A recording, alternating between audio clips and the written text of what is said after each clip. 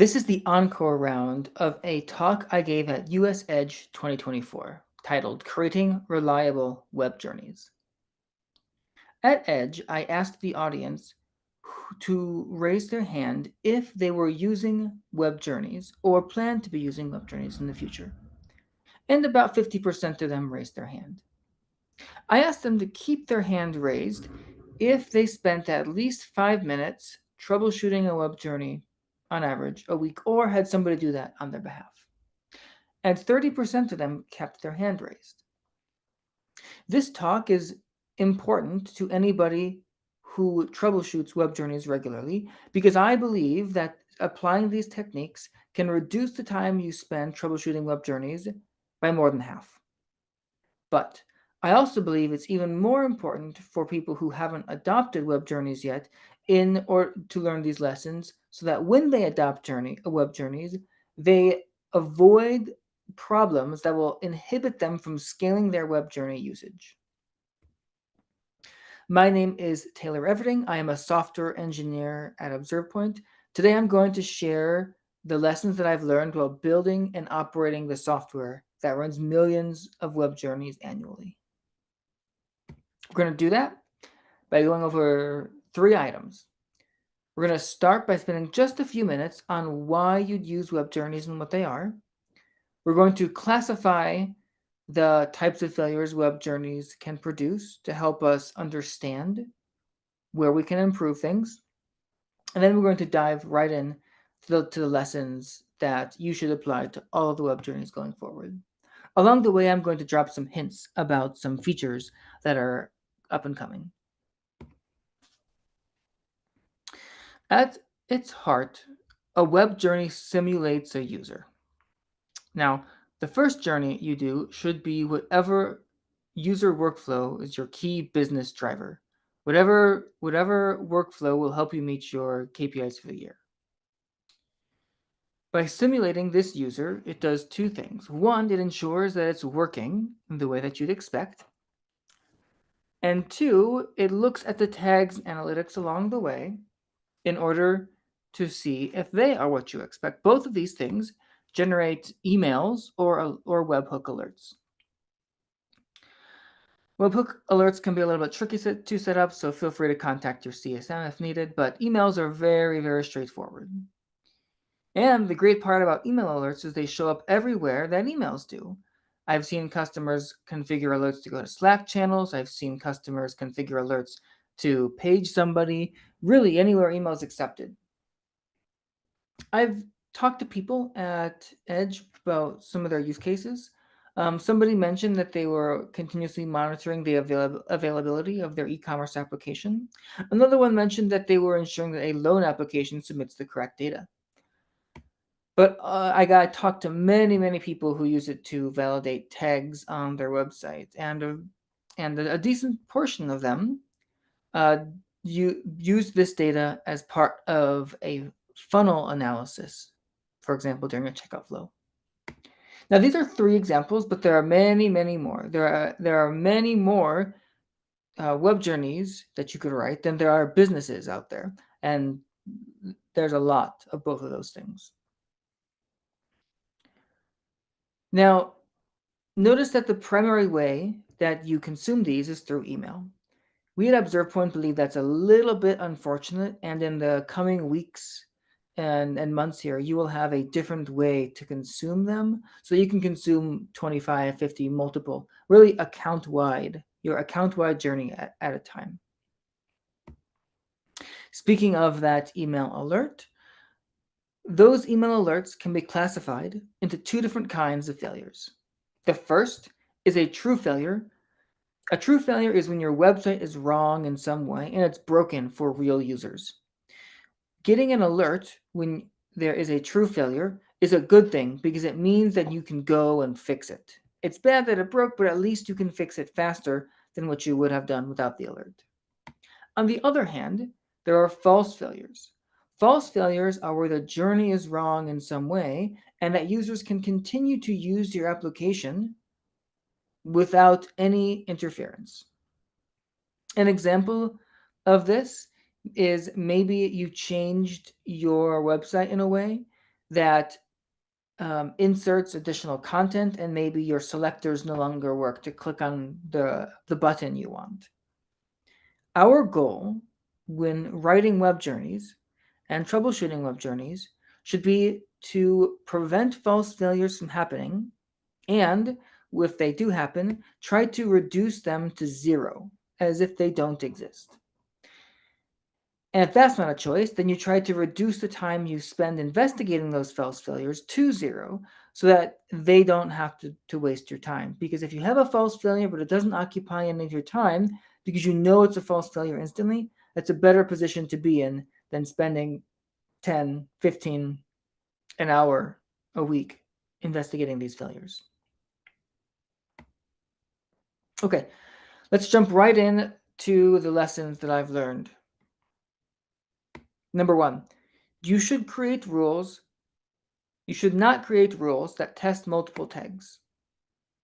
Here's an example of a rule that tests to make sure Adobe Analytics is present, Google reCAPTCHA is present, there's a data layer with a particular value, you have Optimizely, and you have Google AdSense. And I've seen accounts with pages of these before, as high, more than 20, in order to create this kind of universal standard that should be applied across the board. The reason why this is bad is because when you get a failure, it just says missing tag, but it doesn't tell you what it is. And so you have to go and find all these tags manually, maybe using a tool like the Observe Point Debugger, and that can add tens of minutes or more to your troubleshooting process, even more if it happens to be a variable of some kind that you're troubleshooting. Instead, you should create a rule that tests a single tag. Here's an example of an account that has a naming convention. On the far left, there is the environment. In the middle, there is the service. And on the far right, there is the name of the event or whether it's a tag. That way, when one fails, it's very, very clear, regardless of how you receive the alert, how it failed. In this case, it's very clear to see that the Optimizely tag is missing, right? Whereas the reCAPTCHA tag is present. If you had a global standard rule, you may not have known which one of those things was wrong. Next rule. Don't create long journeys that test entire workflows. Instead, you should bias towards shorter web journeys that test a single point of interest. I'll give you an example of how to do this on the next tip. Now, I'm an engineer, and like all good engineers, we believe that there are exceptions to every rule. And this is certainly a rule with an exception. If your workflow that you're testing is context dependent, then you have to have a long web journey. For what I mean by context dependent is if the steps that occurred before are required for you to do the next step. A really common example of this is buying an airline ticket with a layover. If you have a layover, you can't exactly pick the second leg of that flight if you don't already have the first leg, because you don't know what airport you'll be at, and you also don't know what time you'll be at the airport.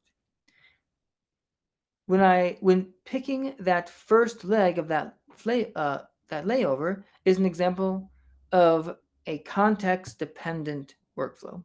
Now, there are sometimes workarounds here where you can inject data into the user session in order to simulate like they've done those things before, but that's not always available. You should avoid navigating with click actions. Here's an example of a web journey with 2 actions. The first one navigates to a web page, and the second clicks on a link. You should avoid doing this. Instead, you should navigate directly using a navigate to action. Those 2 steps are combined directly into this single step. The reason why you try to reduce the number of steps, if possible, is because every step is an opportunity for something to go wrong. I'm an engineer, I don't play basketball, but the version of basketball I play involves a 5-gallon bucket and a ping pong ball. If I were to try to throw this ping pong ball into the 5-gallon bucket, there's a good chance I might miss on the second or third or fourth try. I certainly couldn't do it 15 times in a row. And so every step you have in this multi-step process is another chance for something to go wrong. So by reducing these number of steps, you reduce the things that can go wrong. Furthermore, you also make your journeys run faster, so it's a win-win. You may think that there's an exception to this rule, and that's when you need to test analytics along a navigation path. Instead of doing a single journey in this case, you should split the journey into two different journeys. The first journey will do exactly what I told you not to do. Navigate to the homepage and click on the link with an assertion that tests the relevant analytics event or tag. Then there is a second journey that picks up where that left off. And by separating these two journeys, you have two journeys that are shorter, but you still have the assertions necessary to have confidence that your application is behaving correctly. There is a real exception to this rule, and that's when your application doesn't have deep links. So deep links allow you to go directly to the relevant page. If SEO is not something you're concerned about, it's reasonable that your application doesn't have deep links, and you will be forced to have longer web journeys that navigate by clicking around. The next rule is don't ratchet up wait times. What I mean by ratchet up is if you are waiting and it fails, you get an alert of some kind, and then you increase that. And maybe you get another error, so you increase it again and again and again. Ratcheting up wait times is bad. Furthermore, just wait times in general can sometimes be troublesome. There are two ways that you might add wait times to your journey. The first is with the feature built in, wait additional seconds on this action. And the second is by actually adding an explicit delay in your execute JavaScript. There are many ways to do that. This example uses set timeout. Instead, you should trust observe points to wait for network silence after each step. We will look at every network request that comes in and classify whether it's a heartbeat of some kind, that is, it keeps the page alive, or whether it's part of something interesting that's worth observing. And we do this for every action. And so oftentimes you don't need any wait times at all. There is a good reason that you might use wait times though, and that's when there's an explicit delay in sending your event. Maybe you are trying to minimize the time that a user spends on a page during a checkout flow, for example. And you might do this because the longer a user is on a page, the more confused they are, the less likely they are to return.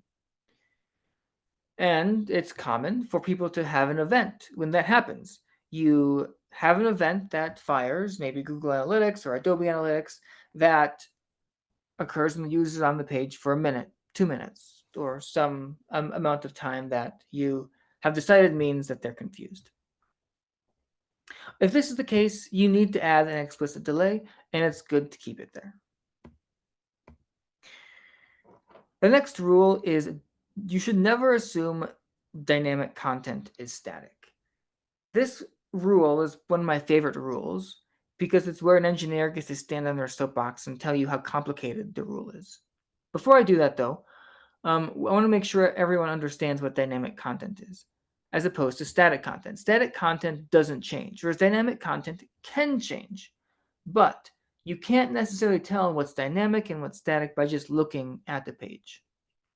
And the reality is, you will probably be surprised about what type of content can be dynamic. So here are some examples of dynamic content. There are many different kinds of A/B testing software at many layers of the stack. So Optimizely is an example, Launch Darkly is an example. There's a myriad of these kinds of tools out there. And they can change what users see depending on their location, depending on their web browser, depending on randomness alone, right? And this is bad because it means if you try to write an action that assumes a different version of the content, your web journey is going to break. And so you want to watch out for A/B testing and personalization engines. If you remember, a couple of years ago, there was a volcano in Iceland that erupted and that halted all airfare between the United States and Europe. If your web journey was testing airfare between those two things, it would fail. There was an eclipse not that long ago. Hotel rooms along the path of the eclipse were fully booked. And if your web journey tried to run on that day, there's a good chance it would have failed. There's holidays and seasonal products that come along with them. There's usually seasonal products for Memorial Day, Christmas, Thanksgiving, October. They're all over the place. And that can change the content on your website.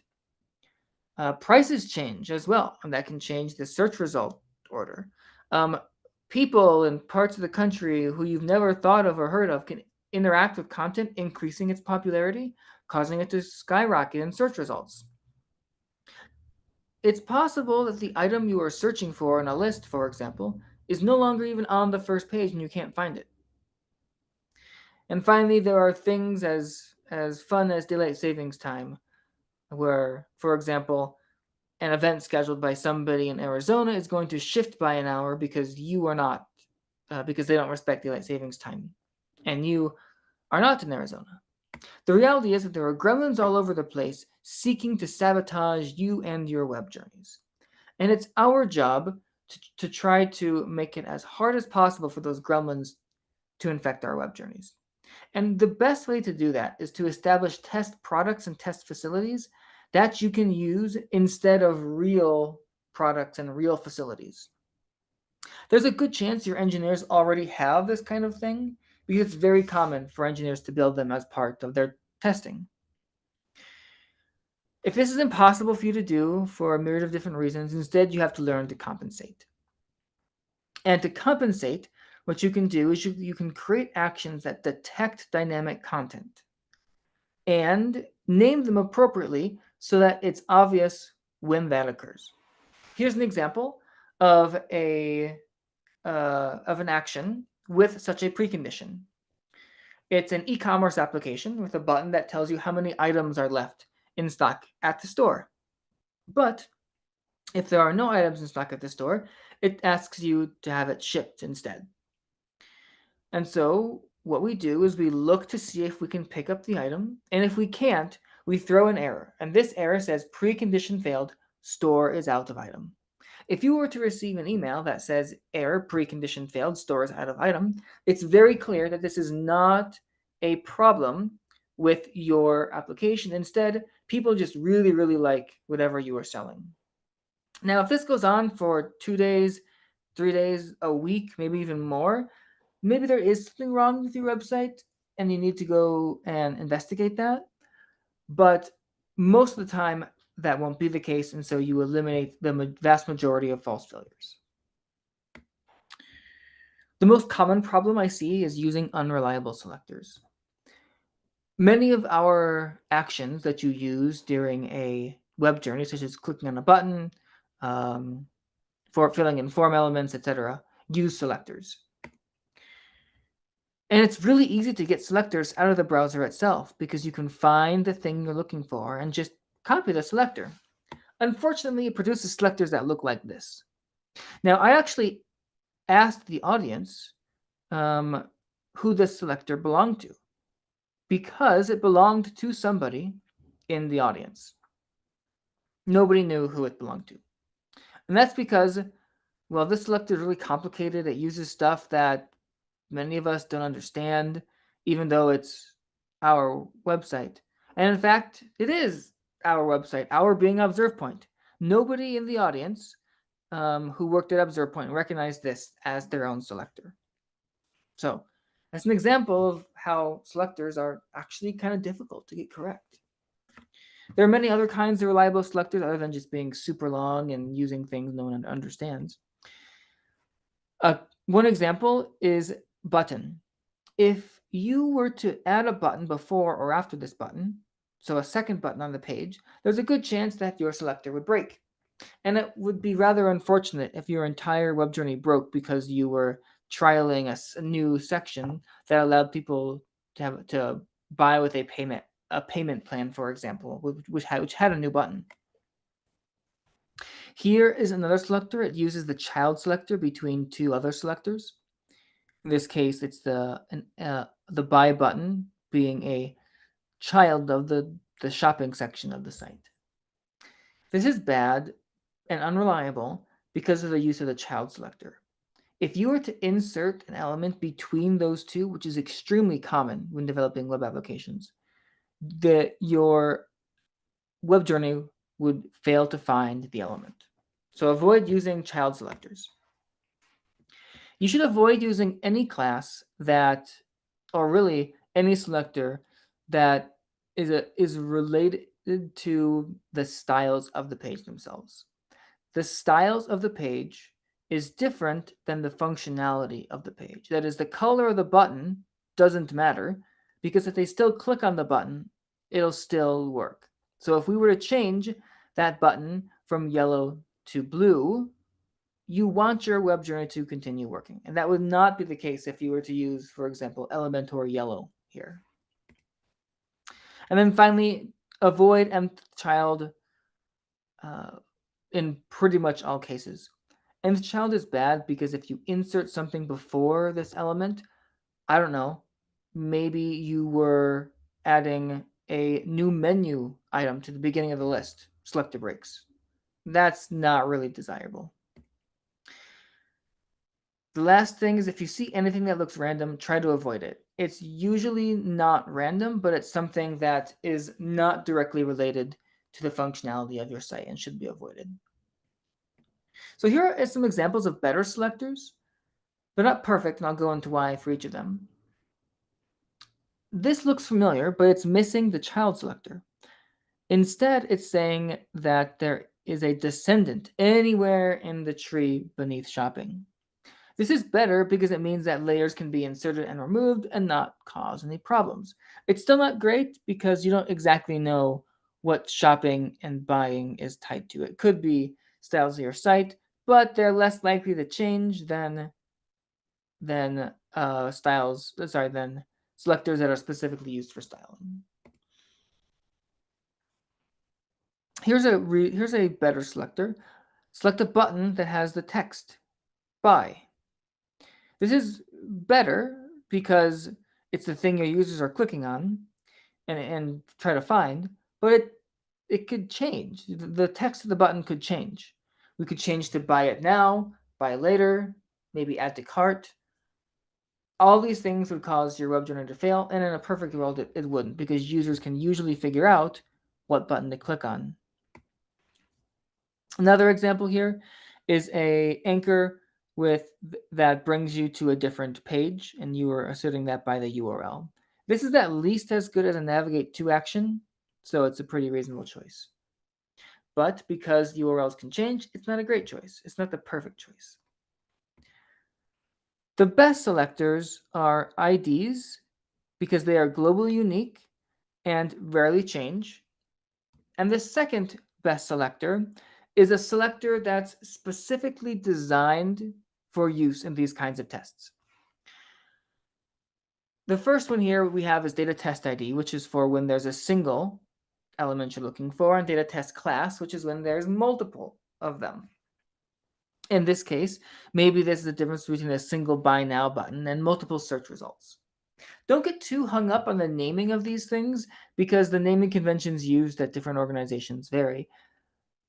They are oftentimes already in use by developers because these are common for unit tests. And so it's just a matter of figuring out which ones you use. One of the reasons why these are so good is because your developers need to preserve these if they want to keep their tests passing, unless they choose to rewrite all of their tests. And so there's a good chance that they will be more stable, and you can benefit from the work that the engineers do to preserve them. There is an exception. Sometimes you don't have any good selectors available.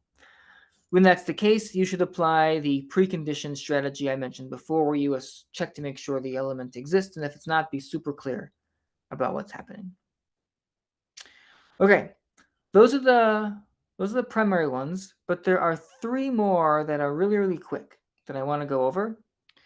So let's start the speed round. Number 7, don't assume your security infrastructure will not block Observe Point. ObservePoint does not go out of its way to mask its identity as a bot of some kind. This helps us keep our reputation in the industry and so that people know we're not malicious, but yet at the same time it makes it easy to identify us. And sometimes we get falsely identified as a malicious scanner or bot. So you should work with the teams responsible to add ObservePoint to the relevant allow lists. There are a bunch of different tools you should do this for. Maybe you have a web firewall or a CDN. Sometimes you have A/B testing software. All these things you should work with the relevant teams to add ObservePoint to the allow lists. I can't tell you exactly which team to go to because different teams are responsible for different tools, and the teams responsible for these things go by different names at different companies. I've seen the team go by the name security, infrastructure, DevOps, IT. Really, there are as many names as creativity out there.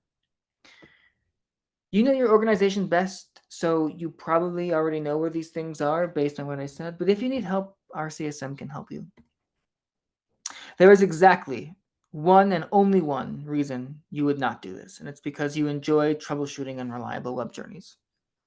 And since I can't hear you laughing right now, you should know that the upside down smiley face is a universal symbol for sarcasm. Don't schedule all of your journeys to run at the same time. Instead, you should stagger them to run at different times. It would be a terrible tragedy if the tool that you use to ensure your application is available brings your application down. Right? The irony of that may be lost on some people who were upset by the downtime. There used to be a reason to do this, and that's because it was easier to configure, but we are actively working on building a view to simplify this process.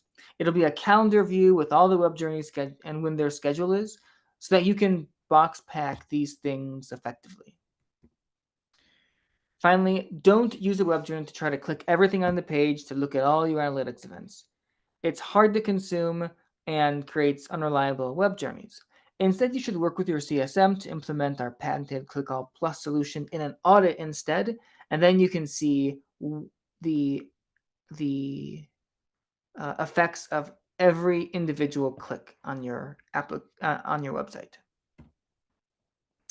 And I actually don't think there's a good reason not to follow this advice. So this means there's even an exception to every rule having an exception. That's it. That's 10 best practices and their reciprocal bad practice. You can take these tips to make sure that your web journeys are reliable. Now, the reason I'm so passionate about this is because I see somebody do one of these things every day incorrectly. Even worse, I see 8 out of 10 of them in a given week.